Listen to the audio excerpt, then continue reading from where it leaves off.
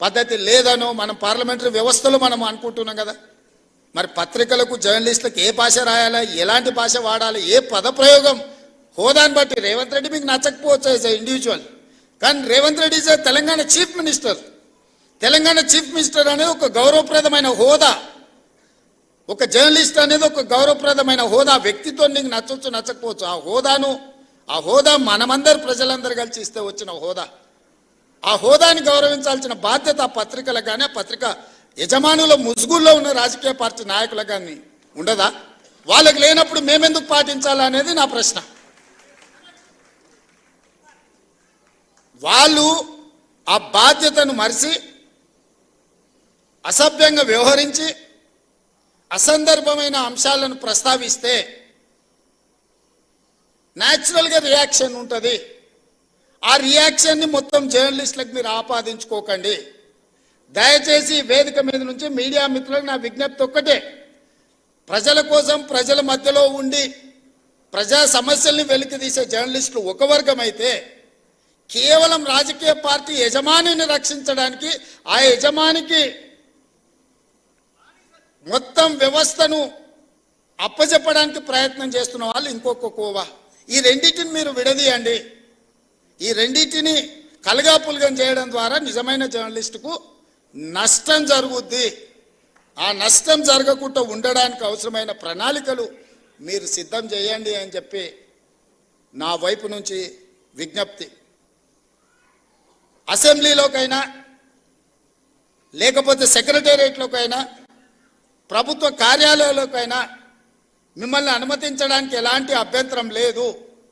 దానికి సరైన కార్డు తీసుకోండి, సరైన విధానాన్ని తీసుకొని రండి. నేను మా మంత్రి గారికి సూచన చేస్తున్నా. నెక్స్ట్ స్టెప్ అదే. సెక్రటేరియట్కి ఎవరు రావాలి, ఎవరికి పాసులు ఇవ్వాలి, ఏ పత్రిక సర్క్యులేషన్ బట్టి ఎంతమందికి పాసులు ఇవ్వాలి. మీరు నిబంధన పెట్టుకోకపోతే పేపర్ మీద ఉండే పత్రికోడు కూడా 10 మాకు పాసులు కావాలంటున్నారు, ఒత్తిడి తీసుకొస్తున్నారు. ప్రజలలో ఉండే పత్రికలకు పేపర్ మీద ఉండే పత్రికలకు ఉన్న తేడాను కూడా మీరే డిఫైన్ చేసుకోండి. అసెంబ్లీకి కూడా ఎంత సీనియర్ వాళ్ళు. పార్లమెంట్లో నేను అప్పుడు ఎంపీని కాదు, కానీ ఎమ్మెల్సీగా ఎమ్మెల్యేగా పార్లమెంట్కి పోయినప్పుడు సీనియర్ జర్నలిస్టులు మన తెలుగు వాళ్ళు కూడా సెంట్రల్ హాల్కి వచ్చేది. సెంట్రల్ హాల్లో ఎమ్మెల్యేలు కూడా అనుమతి తీసుకోవాలంటే సపరేట్ పాస్ తీసుకొని పోవాల్సి వచ్చేది. ఎంపీలు ఎక్స్ఎంపీలు వాళ్ళకి మాత్రమే సెంట్రల్ మినిస్టర్స్కి అనుమతి ఉండే, స్టేట్ మినిస్టర్స్ కూడా పాస్ తీసుకొని పోవాలి. కానీ జర్నలిస్టులకు పర్మనెంట్ పాస్ ఉండేది సెంట్రల్ హాల్లో. నేను ఒకసారి కనుక్కున్న, ఒక జర్నలిస్ట్కు పాస్ ఇచ్చిన మాకెందుకు ఇయ్యారా అని. అంటే వాళ్ళు 20-25 ఇయర్స్ వాళ్ళు ఈ ప్రొఫెషన్లో ఉండరు, వాళ్ళు దీన్ని అగౌరవపరచరు, వాళ్ళు ఒక గౌరవప్రదంగా దీన్ని కాపాడతారు కాబట్టి వాళ్ళకి సెంట్రల్ హాల్కి అనుమతి ఇచ్చిందని ఆ రోజు చెప్పారు. అంటే జర్నలిస్టులకు పార్లమెంటరీ పార్టీ వ్యవస్థలో ఎంత ప్రాధాన్యత ఉండే దీన్ని బట్టి మీరు అర్థం చేసుకోండి. ఇవాళ అసెంబ్లీలో కానీ సెక్రటేరియట్లో కానీ ముఖ్యమంత్రి కార్యాలయంలో కూడా మిమ్మల్ని నియంత్రించాల్సిన అవసరం లేదు. మీరు ఆ సీనియారిటీని, ఆ ఎక్స్పీరియన్స్ను, ఆ పత్రికకున్న ప్రాధాన్యతను మీరు డిఫైన్ చేసుకోండి. చేసుకున్నప్పుడు మీరు వాకిన్ ముఖ్యమంత్రిని కలవడానికైనా, వాకిన్ ఎనీ అదర్ మినిస్టర్ని కలవడానికైనా అనుమతించడానికి మాకు ఎలాంటి అభ్యంతరం లేదు. On record of the record అనుకున్నప్పుడు మనం కొన్ని పాత్రికా మిత్రులతో జనరల్ చిట్ చాట్ చేస్తాం. వాళ్ళు కొన్ని అవి ప్రస్తావించరు, అంటే డిఫర్ అయినా కూడా ప్రస్తావించరు. మనం ఆఫ్ ద రికార్డ్ అని ఏదైనా వాళ్ళతో షేర్ చేసుకుంటే జస్ట్ పరిస్థితులు మనం చర్చించుకున్నాం. నిజంగా ఆ జర్నలిస్టు ఒకవేళ ఇక్కడి నుంచి ఇంకొక దగ్గరికి మారినా పాతకాలం వాళ్ళు దాన్ని ఆ లైన్ పెట్టుకునేటోళ్ళు, ఆ థిన్ లైన్తోని వ్యవహారం చేసేవాళ్ళు. ఇప్పుడు అట్లా లేకుండా పోయింది. అనకున్నా అన్నరాను, లేకపోతే ఏదైనా జనరల్ చిట్ చాట్కి వస్తే నాకు ఒక బ్యాడ్ ఎక్స్పీరియన్స్ ఉంది.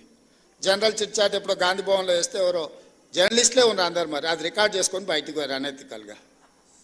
మనం ఊరికే కూర్చున్నప్పుడు యథాలాపంగా మాట్లాడుతుంటాం మనం, అంటే భాషలో కానీ లేకపోతే భావంలో కానీ పెద్ద అటెన్షన్ రాజేమో, అంతా మనమే ఫ్రెండ్స్ లాగా ఏదో నవ్వుకో. అది రికార్డ్ చేసుకెళ్ళి ఇవ్వడం అనేది అదేమన్నా భావ్యమా? దాంతోనే మీ ఎవరితోనైనా ఏమైనా మాట్లాడాలంటే ఉన్నంతసేపు జాగ్రత్తగా ఉండాల్సిన పరిస్థితి అట్లాంటి దాంట్లో వచ్చింది. మాకేం వేరే మిమ్మల్ని ఏదో దూరం పెట్టాలనో మీతో మాట్లాడొద్దని కాదు.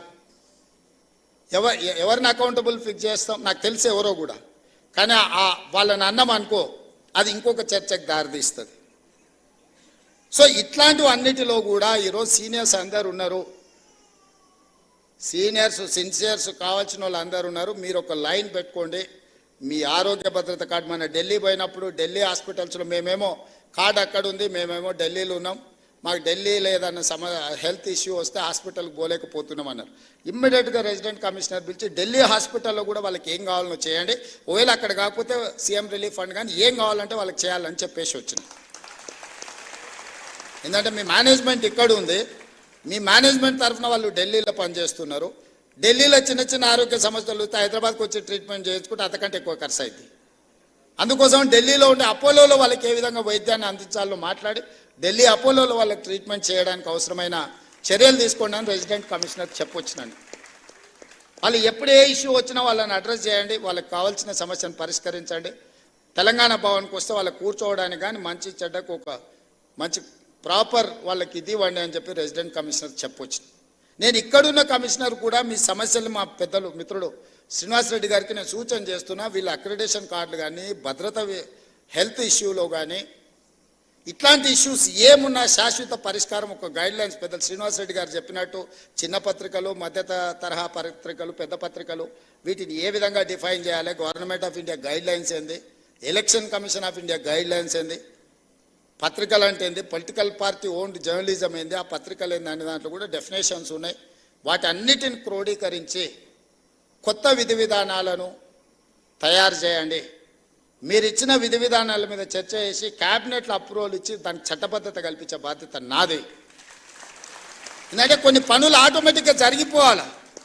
ఒకసారి ఒక రూల్ ఫ్రేమ్ చేసుకొని గైడ్ లైన్స్ ఫ్రేమ్ చేసుకుంటే ఆ ఫ్రేమ్లోకి వస్తే ఆటోమేటిక్గా పని జరిగేటట్టు ప్రతిసారి మళ్ళీ రావాలా, అడగాల, ప్రతి వ్యక్తిని నేను ఎగ్జామిన్ చేయాలనేది పరిస్థితి ఎందుకు? ఒక సిస్టమ్ తయారు చేస్తే సిస్టమ్ ఆటోమేటిక్గా దాని ప్రాసెస్లో అది నడవాలి అనేది, వ్యవస్థల్ని రివైవ్ చేయాలనేది నా ఆలోచన. అన్ని శాఖలలో గంటల కొద్దీ ఈరోజు సమీక్షలు చేస్తున్నది.